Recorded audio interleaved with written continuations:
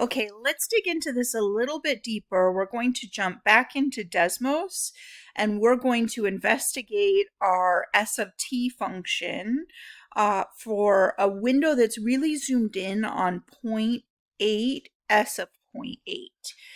Okay, so over to Desmos. We can get rid of these calculations we were doing. I think I'll leave one there in case I want it later. But let's go ahead and mark that point we're interested in. So 0.8 S of 0.8. And there's our point. And then we just want to zoom in. So again, if you're on a touch screen, you can just go ahead and sort of drag and zoom in. Otherwise, you can use these zoom keys and then you'll just have to click and drag the window to recenter, or you can even try and do it just with your graph settings, but I think I'm going to go for this. Okay, so what I'm hoping you notice is that as I get zoomed in really far, this looks like a straight line. And what that is called is local linearity. If a curve looks like a straight line when you zoom in far enough on a point, then at that point, you're going to be able to talk about not just average velocity or average rate of change or slope of a secant line. You will be able to talk about instantaneous velocity, instantaneous rate of change, or the slope of a tangent line. So we definitely have local linearity going on here.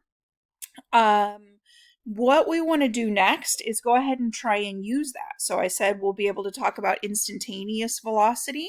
Let's go ahead and try and figure it out. So instantaneous velocity, what that's going to be is the velocity that you get as you shrink those intervals down more and more and more close to a specific point.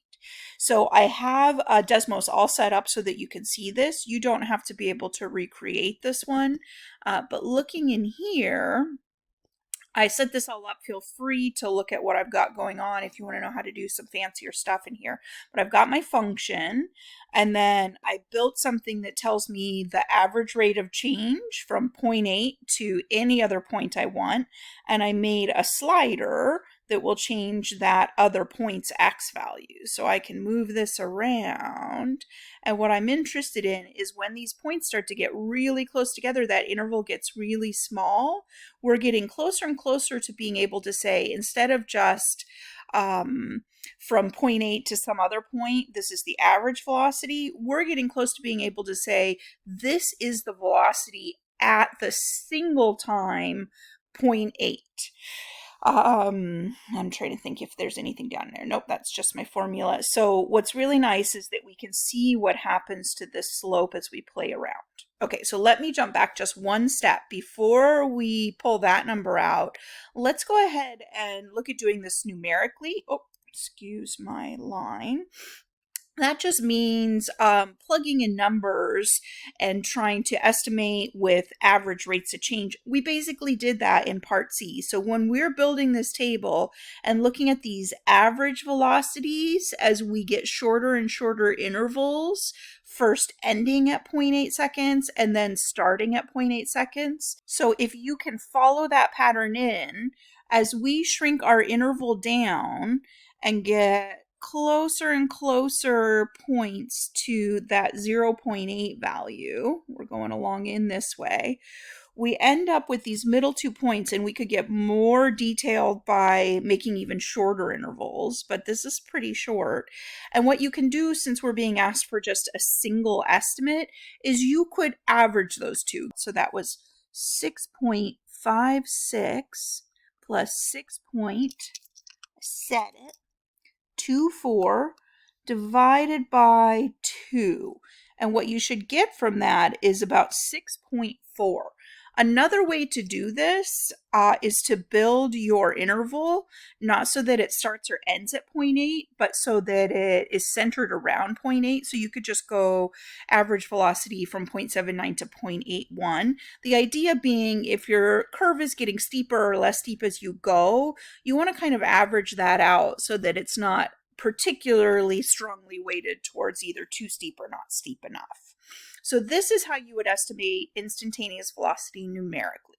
Next, let's go back to looking with technology. That's basically what we were doing earlier. So let's just go ahead and go draw a conclusion in there. So back in this graph, if we let our second point come in from the left side and get closer and closer to our first point, notice that we have a secant line. It's clearly crossing at 2 points. And as we get up close here, it starts to look like it's just touching at that single point. And it's not perfect, but that's our goal, is to figure out how to get that perfect. How do we figure out exactly what that will be? So let's see, 7, 9, 7, 9, 6. Okay, right there. I think that's as close as we can get with this, the way I have this set. You can change the size of your steps by going and clicking in here, but I'm just going to go with this. This is pretty good. So I get 6.46 if I'm just to the left. And then if you go to the right side and you work your way in, 3, 2, 1 point. I think that's as close as I can get. Oh, I dropped off just a little. 3, 3, 6. So we're getting right around 6.5 on one side and 6.3 on the other side. So we're seeing a really similar number to what we got numerically. So both are really probably pretty good estimates. We're seeing that roughly 6.4 again. I want to look at one last method. This is like graphically, but by hand. And I'm not saving this for last because it's the best. It's definitely going to be the most rough approximation. But sometimes all you're given is a graph. So I just want to make sure that you understand how to do this graphically if you don't have a formula to go plug into. All right, so here we are back on the graph, and we're interested in what's happening at 0.8. So you can see I put this little tick mark. This is roughly where 0.8 would be. And if we run up and hit the graph, we're about there, near the maximum, but not quite there. I'm going to go ahead and use the line drawing tool. If you're doing this on paper, some sort of straight edge or ruler is fantastic. You're going to have to do some of this on a computer screen, so just do your best to estimate. But I'm going to use this to try and get as nice of a line as possible. So again, that secant line is, that tangent line is one that just touches at the point that we're interested in. That's not perfect, but it's getting close. So you don't want to see it cross through twice, and you want to see it really follow the curve right at your point. So I'm going to say that's my best eyeball tangent line that I'm going to be able to do. And you, like I said, you absolutely have to estimate. It's not going to be perfect. But once you've got that, you then just try to do your best to count out the slope. So again, another estimation, none of this is perfect. I would say the bottom of this is what, like 58? How far apart are these? Yep, I would say it's roughly at 58. And then the top, we're not quite up to 64. I would say it seems reasonable to say that's right around 63. So just do your very best estimation. So this, if we're going from 58 to 63, this is a change in Y of 5. And our change in X, and this will depend on what 2 points you choose. Mine have an X coordinate of 0 and 0.8, so this is 0.8. So my slope, which is my best estimate of the slope of a tangent line, is going to be 5 over 0.8. And I get about 6.25. That's actually pretty good. Often I'm a lot further off than that when I'm just estimating, but you can usually get a moderately good estimate. Certainly not excellent, but a moderately good estimate of the instantaneous rate of change. So again, this is looking ahead a little to the next section. We'll really formalize this, but we're building up this idea of instantaneous velocity / instantaneous rate of change / slope of tangent line, all being the same thing and kind of having a picture of that in our head. Okay, so the last two things we're asked to look at here, this should be fairly quick, is just to kind of use that same thinking to estimate the instantaneous velocity at 1.2 and then at 1, and just to think a little bit about what we get. All right, so I'm back here in Desmos, and I'm going to try and zoom back out a bit so we can see what we were originally looking at. That's pretty close. We are no longer interested in this 0.8. We're interested first in 1.2. So let's go ahead and highlight that. That's the point we're going to look at next.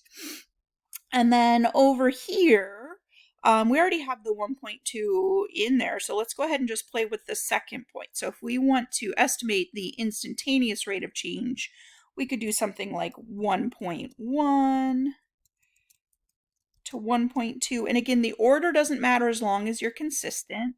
So I get a slope of negative 4.8. We could make that a little closer even, 1.19. And I get negative 6.24, 1.999, negative 6.384, so almost negative 6.4. And then we better check just really quick on the other side, not 2. Let's go 1.3. Okay, so we got a negative 8. Let's go 1.21, negative 6.56, getting close. This kind of seemed familiar. And 1.201, negative 6.4. So we're now getting slopes really close to negative 6.4. All right, so roughly negative 6.4. And if we want units, that would be feet per second for this. So we're getting some symmetry with the points we were using in the last problem. But what I'm really interested in you spotting here is this business about the sign of the velocity. Velocity is signed. So speed is always positive, but velocity can be positive or negative. And that really just depends on your direction. So if we look back at this graph, if we get positive slopes, that means that the function is increasing or the height of the basketball is increasing. Over here where we were getting negative slopes, that means the height of the basketball is decreasing. And the last thing we're supposed to look at here is what's happening at exactly t equals 1. And the reason that point is interesting is because it's right at the top. So we're not on the increasing part or the decreasing part. We're right where it switches. So up here, let's make this 1.1. No, let's make it 1. And we'll make this one 1.1. Again, it doesn't actually matter as long as you're consistent. So I get a slope of negative 1.6. If I go 1.01, negative 0.16, so that decreased by a factor of 10, negative 0.016, and maybe you can kind of guess that the closer we get those, the smaller that slope will get. So we could also do, what are we doing? Here we go, 9, 0.9. We get positive slopes on the other side, and then as we get closer and closer to 1, you should see those slopes getting smaller and smaller, as small as we want. So what we should see is that if we compare what's happening on either side, our slopes are approaching 0. And what I would really like is for you to start getting that tangent line visual going, the line that just touches but doesn't cross through at the point 164 would be perfectly horizontal, so it would have a slope of 0. And in terms of context, what's happening there is that we have positive velocity as the ball's height is increasing, negative as it's decreasing. There has to be one instant where the ball comes to a complete stop before that sign changes. Okay, so back on our worksheet, this is 0 feet per second. And that will happen whenever you're right at the peak height or peak distance in your situation. Okay, I think that's good for this one, and then we'll do one last little bit of this problem.